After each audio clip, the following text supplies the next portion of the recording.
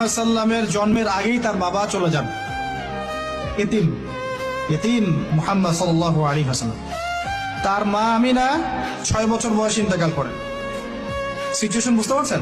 6 বছর একটা বাচ্চার বাবাও নাই মাও নাই। তার দাদা আব্দুল মুত্তালিব তাকে সাথে রাখেন, খুব আদর করেন, খুব মহব্বত করেন, যেখানে যান সাথে করে নিয়ে যান। তিনি নেতা মানুষ, তার পাশের চেয়ারে তাকে বসতে দেন, বলেন আমার এই নাতি একদিন সাইয়্যেদ হবে, নেতা হবে, এই কথা বলেন। তিনি ইন্তেকাল করলেন 8 বছর বয়স। তারপরে দায়িত্ব পেলেন চাচা আবু তালেব।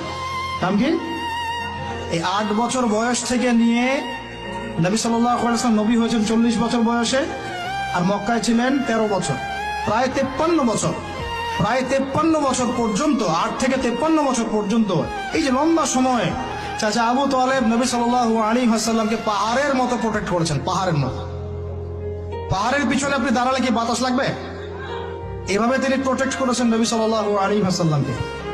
তার সন্তানদেরকে যা খাওয়াতেন তার চেয়ে ভালোটা নবীকে খাওয়াতেন সাল্লাল্লাহু আলাইহি ওয়াসাল্লাম। স্পেশাল রান্না তৈরি করে তাকে ডেকে নিয়ে বসতেন, কারণ এতিম ছেলে, মনে কষ্ট আছে, হয়তোবা সবার সামনে বলতে পারে না, ব্যাপারটা বুঝেন না? তিনি এইভাবে ট্রিট করতেন। এমনকি নবী হওয়ার পরে আল্লাহর নবী সাল্লাল্লাহু আলাইহি ওয়াসাল্লামের বিরুদ্ধে পুরা সমাজ চলে গেল। কেউ গালি দেয়, কেউ বলে সাহের, কেউ বলে কাযযাব, কেউ বলে ফারিকুল জামাআহ। মানুষ গালি গালাজ শুরু করলো, নিন্দা গীবত তহমত শুরু করলো, অর্থনৈতিক বয়কট শুরু করলো, সামাজিক ভাবে বয়কট করা শুরু করলো। এমন কোনো অত্যাচার নাই যা নবী সাল্লাল্লাহু আলাইহি ওয়াসাল্লামকে করা হয় নাই। বুঝতে পারছেন কথা?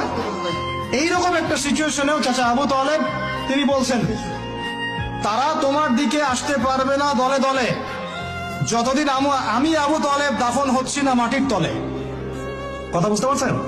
তারা তোমার দিকে আসতে পারবে না দলে দলে যতদিন আমি আবু তালেব দাফন হচ্ছি না মাটির তলে। এইরকম মানুষ চাচা আবু তালেব। মানে আমরা যারা এখানে উপস্থিত আছি, বাংলাদেশের 16 কোটি মুসলমান, সারা বিশ্বের যে এত কোটি মুসলমান, তার মধ্যে বেশিরভাগ মানুষ, এই বেশিরভাগ মানুষকে যদি আপনি এক পাল্লায় রাখেন, চাচা আবু তালেবের অবদানটাকে আরেক পাল্লায় রাখেন, ওই পাল্লা ভারী হবে ইনশাআল্লাহ। কিন্তু শেষ পর্যন্ত চাচা আবু তালেব কালিমা লা ইলাহা ইল্লাল্লাহ করতে পারলেন না।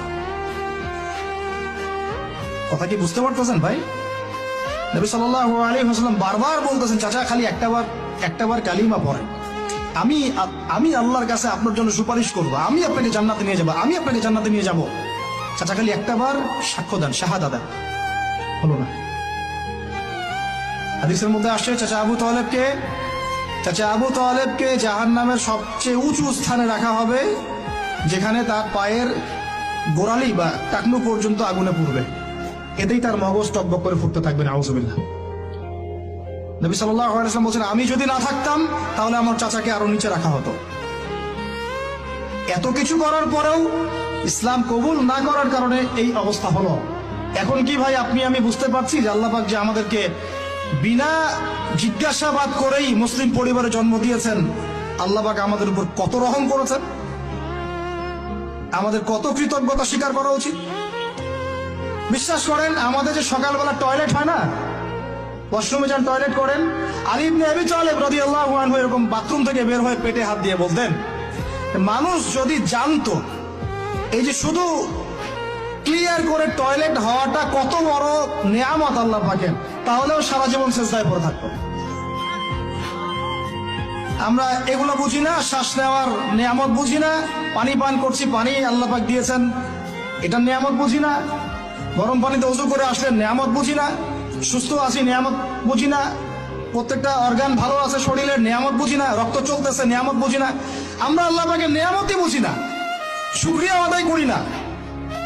আর ওই যে কালিমা লা ইলাহা ইল্লাল্লাহ আল্লাহ পাক পড়ার তৌফিক দিয়ে মুসলিম বানিয়েছেন, এটা তো মোটেই বুঝি না।